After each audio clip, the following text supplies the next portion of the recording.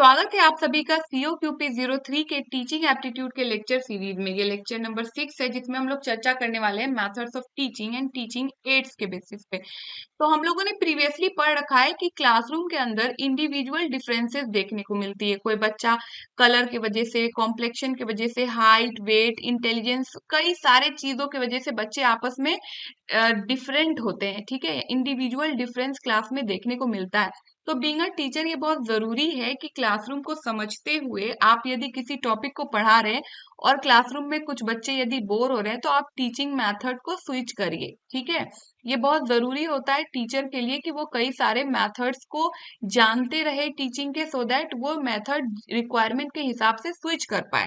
तो इसी मेथड्स को हम लोग यहाँ पे पढ़ेंगे, टीचिंग के मेथड्स को। बाकी इसी तरह के टीचिंग एप्टीट्यूड के यदि आप लेक्चर सीरीज देखना चाहते हो सीक्वेंस में, तो हमारे चैनल के प्लेलिस्ट में विजिट करिए।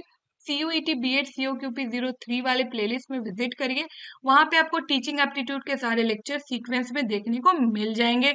इनफैक्ट COQP 03 से रिलेटेड कई सारे और भी रिसोर्स मटेरियल यहीं पे आपको देखने को मिलेंगे। जैसा कि मैंने कहा कि टीचिंग के मेथड्स को हम लोग देखेंगे, तो यहाँ पे टीचिंग का मेथड दो तरह से देखेंगे। एक तो टीचर सेंटर्ड और दूसरा स्टूडेंट सेंटर्ड। अब बेसिकली टीचर सेंटर्ड या शिक्षक केंद्रित क्या होता है? बेसिकली यहाँ पे टीचर जो है ना सेंटर में होता है, केंद्र में होता है। यहाँ पे टीचर बहुत एक्टिव रहेगा और स्टूडेंट होंगे पैसिव मोड में। पैसिव मोड में होने का ये मतलब नहीं है कि अगर स्टूडेंट को कुछ डाउट हो रहा है तो स्टूडेंट नहीं पूछेंगे। श्योरली वो पूछेंगे, लेकिन खुद से कुछ नहीं करेंगे, सिर्फ डाउट्स पूछेंगे। सारा काम कौन करेगा? टीचर। तो इस मेथड में बेसिकली कहा जाता है कि बच्चों का दिमाग खाली है, उसमें टीचर नॉलेज फिल कर रहा है। ठीक है, अब ये मेथड्स कौन कौन से होते हैं? Lecture method. Lecture method basically higher education में होता है कि यहाँ पे टीचर किसी टॉपिक पे आते हैं, लेक्चर दे के चले जाते हैं। यहाँ पे बहुत ज्यादा जो स्टूडेंट होते हैं वो पैसिव मोड में होते हैं, तो ये बहुत अच्छा नहीं माना जाता है स्कूल लेवल पे। नेक्स्ट है डिमॉन्स्ट्रेशन मेथड। डिमॉन्स्ट्रेशन मेथड का हिंदी होता है करके बताना, है ना। फॉर एग्जाम्पल यदि एक टीचर एसिड बेस पढ़ा रहे हैं किसी बच्चे को, तो लिटमस पेपर के बारे में बता रहे हैं कि अगर ये लिटमस ब्लू है तो क्या डालेंगे तो रेड हो जाएगा, या फिर लिटमस रेड है तो क्या डालेंगे तो ब्लू हो जाएगा। तो बच्चे एक टाइम के बाद चीजों को भूल जाते हैं। अगर एक टीचर इसी चीज को प्रैक्टिकली करके दिखाए कि हाँ ये ब्लू लिटमस है, इसमें एसिड डाला गया, ये रेड हो गया, तो यहाँ पे क्या होगा, बच्चों को ये चीजें बहुत टाइम तक याद रहेगी कि जब एसिड डाला गया था तो लिटमस क्या हो गया था? रेड हो गया था। तो यही है डिमॉन्स्ट्रेशन मेथड। यहाँ पे भी ध्यान दीजिएगा, जो प्रयोग है वो स्टूडेंट नहीं टीचर कर रहे हैं। थर्ड है बैंकिंग मेथड। बैंकिंग मेथड का बेसिकली मतलब क्या हुआ? बच्चों का जो प्रीवियस नॉलेज है, फॉर एग्जाम्पल बच्चों को ABCD आता है तो एक टीचर क्या करेगा? एप्पल याद करवाएगा। अगर बच्चे को एप्पल याद है, ABCD याद है, तो अब टीचर क्या करेगा? एंड, एरोप्लेन जैसी चीजें याद करवाएगा। यानी कि बेसिकली अगर ए से एक शब्द आ रहा है तो ज्यादा शब्द याद करवा रहे हैं, यानी कि प्रीवियस जो भी नॉलेज है उसमें नया नॉलेज ऐड किया जा रहा है। तो इसे ही बैंकिंग मेथड कहते हैं, ये टीचर ही करते हैं ना। टीम टीचिंग मेथड क्या होता है? बेसिकली टीम टीचिंग मेथड का मतलब होता है कि एक ही टॉपिक के ऊपर दो तीन टीचर पढ़ा रहे हैं, और दो तीन टीचर जब पढ़ाएंगे एक ही टॉपिक पे तो कहीं ना कहीं स्टूडेंट को उस टॉपिक से रिलेटेड एक्सपोजर बहुत ही अच्छा मिलेगा। ठीक है, क्योंकि हम लोगों ने प्रीवियसली पढ़ रखा है कि हर टीचर का अपना टीचिंग स्टाइल होता है। तो हो सकता है कि एक टीचर से चीजें नहीं समझ आए तो दूसरा टीचर उसे और बेहतर ढंग से एक्सप्लेन करे, बहुत अच्छे से उसका डाउट ले, है ना। तो ये टीम टीचिंग मेथड बहुत ही अच्छा माना जाता है। बाकी यदि आप चाहते हो डेली बाइट्स के साथ प्रिपरेशन करना COQP 03 के कोर्स के लिए, तो आप लोग डायरेक्टली हमारे ऐप को इंस्टॉल कर सकते हो, जो कि गूगल प्ले स्टोर पे इजीली अवेलेबल है। जैसे ही आप हमारा ऐप इंस्टॉल करोगे आपको कई सारे टाइल्स देखने को मिल जाएंगे।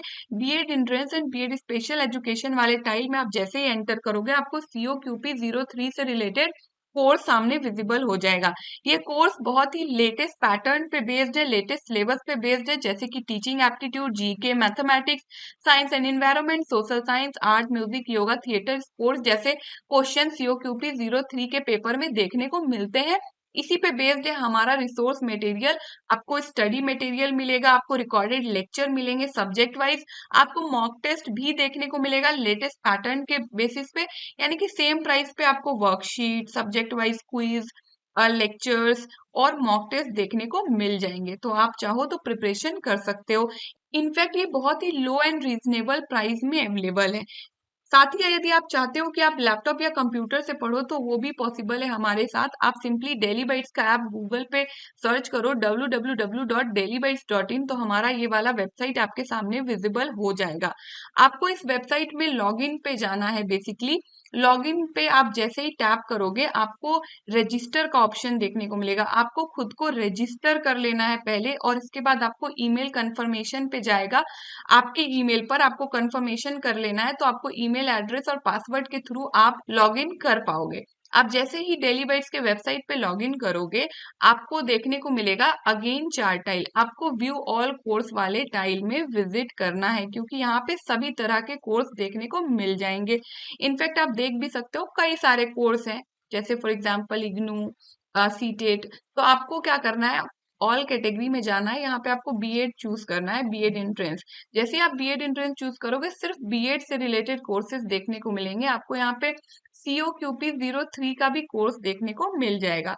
इसे आप जैसे ही ओपन करोगे आप देखोगे जैसा कि मैंने सिलेबस बताया सेम उसी प्रकार से यहाँ पे रिसोर्स मटेरियल अवेलेबल है। फ्री में क्विजेज भी अवेलेबल है, सॉरी PYQs, मॉक टेस्ट भी अवेलेबल है, टीचिंग एप्टीट्यूड के लेक्चर्स, जीके, मैथ के लेक्चर्स, सभी चीजें आपको सीक्वेंस में देखने को मिल जाएगी। तो चलिए अब हम लोग बात करते हैं लर्नर सेंटर्ड, यानी कि अब क्या होगा बच्चे केंद्र में। बेसिकली जब आप एनईपी देखोगे तो एनईपी में ये बात कही गई है कि जो बच्चा है ना उसको केंद्र में रखना है, क्योंकि सीखने वाला कौन है, बच्चा। बच्चे को जितना ज्यादा इंगेज करेंगे, जितना ज्यादा प्रॉब्लम सॉल्विंग एक्टिविटी में इंगेज करेंगे, उतना ज्यादा वो निखर के आएगा। इसीलिए टीचर सेंटर्ड के बजाय हमें अब स्कूल में कहा जाता है कि लर्नर सेंटर्ड अप्रोच ही ऑप्ट करना चाहिए। अब ये होता क्या है, बेसिकली यहाँ पे जो चाइल्ड है, यानी कि यहाँ पे जो लर्नर है, वो बहुत ही ज्यादा एक्टिव रोल में होगा, और टीचर यहाँ पे सिर्फ और सिर्फ फैसिलिटेटर या फिर हेल्पर होगा।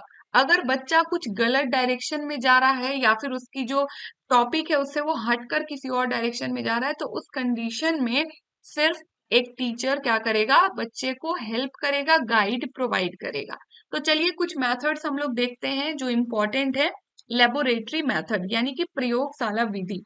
इस विधि के अंदर क्या होगा, बच्चे बेसिकली साइंस से रिलेटेड हो गया ये। यहाँ पे लैब में बच्चे जाकर, अभी हम लोगों ने क्या देखा था, डिमॉन्स्ट्रेशन मेथड के अंदर टीचर प्रयोग कर रहा था, लेकिन यहाँ पे बच्चे प्रयोग करेंगे और टीचर वहां पे अवेलेबल रहेंगे इस चीज को मॉनिटर करने के लिए कि कहीं कुछ गलत ना मिक्स कर दे, कोई गलत एसिड ना मिक्स कर दे जिससे कि कोई खतरा हो।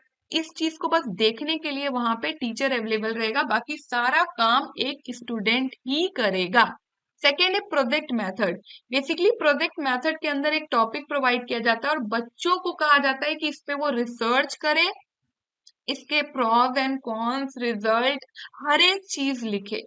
ठीक है, इनफैक्ट सजेशंस, इंट्रोडक्शन, हर एक चीज लिखे, यानी कि बेसिकली खुद से रिसर्च करे और उस पे एक असाइनमेंट बनाए।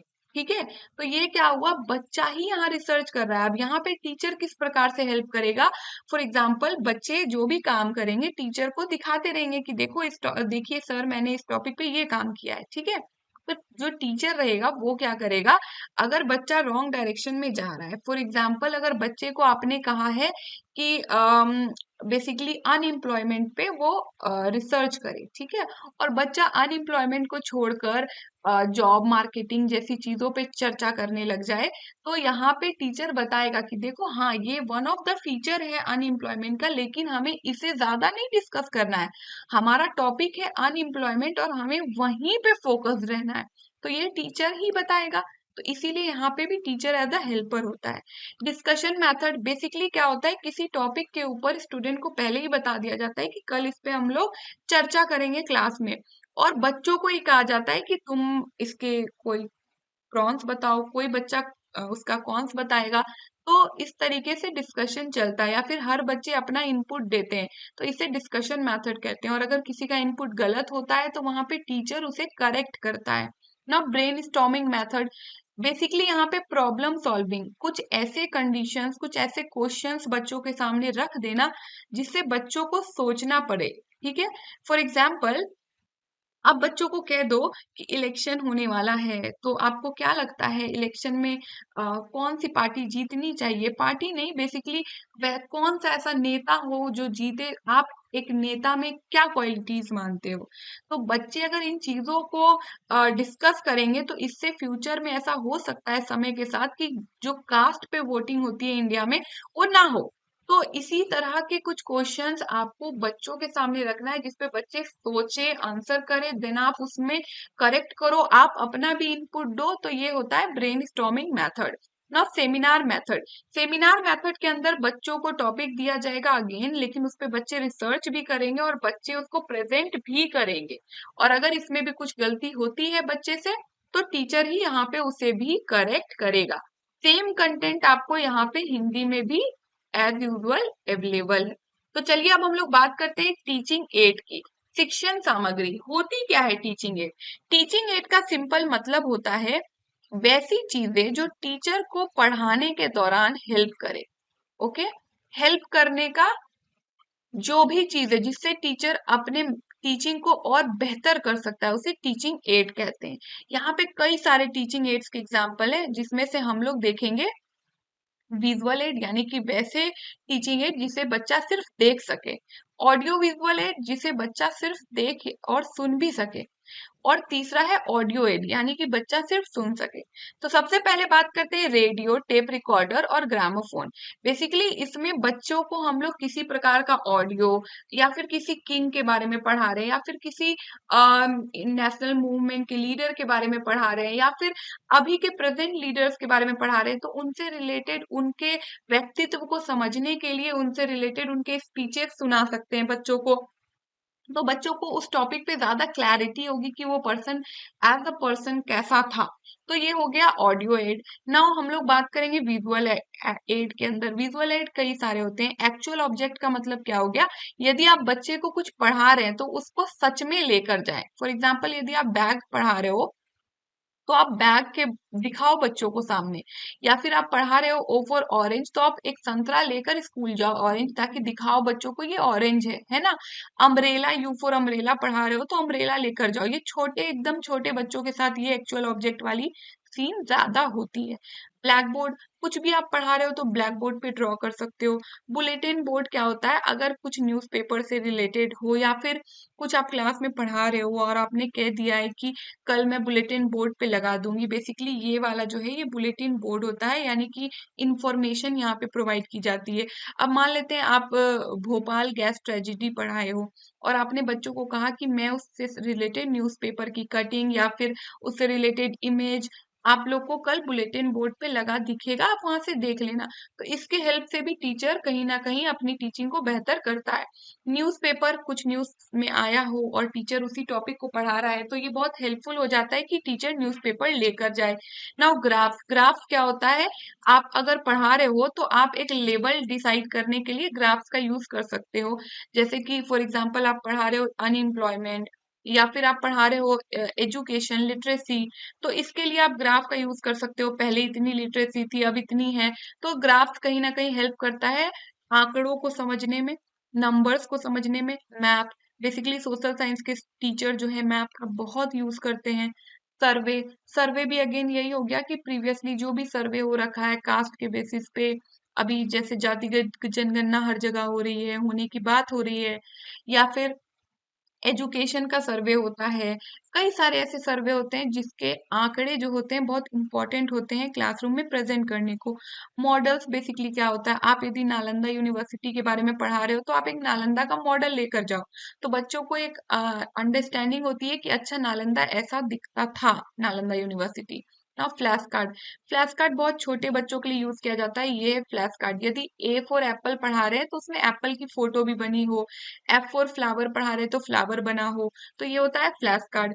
Now flannel board, flannel board भी छोटे बच्चों के लिए होता है। ये रहा फ्लैनल बोर्ड, बेसिकली आइसक्रीम पढ़ा रहे हैं तो आइसक्रीम बना दिया, बटरफ्लाई बना दिया, जो भी चीजें, स्ट्रॉबेरी बना दिया, तो ये सारी चीजें क्या है?